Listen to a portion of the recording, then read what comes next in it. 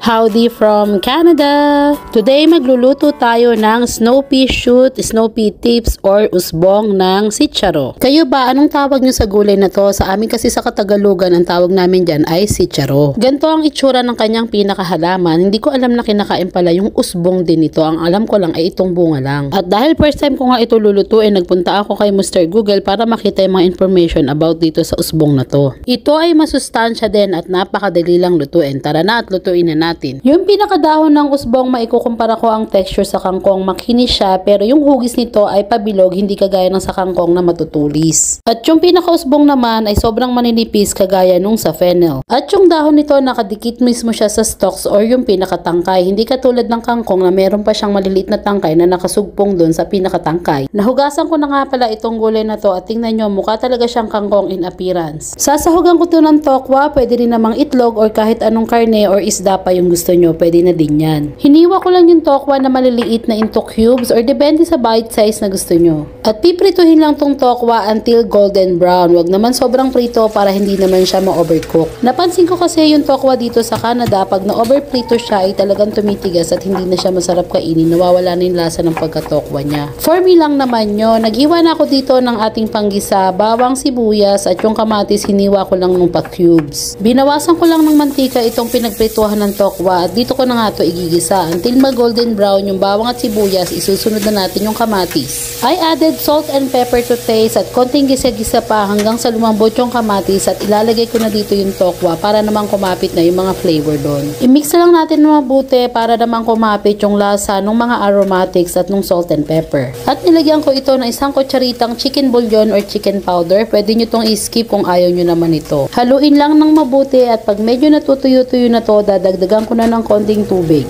Konting halo-halo lang at intayin lang natin itong kumulo at pagkakulo nito ilalagay na natin yung usbong ng chicharo or yung snow pea shoots. Dito pa lang natatakam na ako kasi baan lang, diba? O diba punong-puno na yung kawali ko, tatakpan ko lang to at hahayaan kong kumulo. Pagkakulo nito hininaan ko na yung apoy tapos hahalo-haluin ko lang hanggang sa maluto at papatayin ko na agad yung apoy kasi ayoko naman itong ma-overcook. Ito okay na to at pinatay ko na nga yung apoy dyan, hinahalo-halo ko na lang dyan at inuubos ko yung init na natitira dun sa kalan. Nagmukha talaga siyang parang kangkong dito nung naluto na kasi nakikita na yung mga tangkay niya nakatulad nung sa kangkong. At yung texture nito pag kinain mo ng luto na syempre ay para siya talagang kangkong na medyo crunchy na manamis-namis. Kainin lang to ng ganito or syempre kung gusto nyo ng may rice. Sige, salamat sa panonood. Paalam! May magpapaalam na bata. O go! Say bye! Bye! Bye!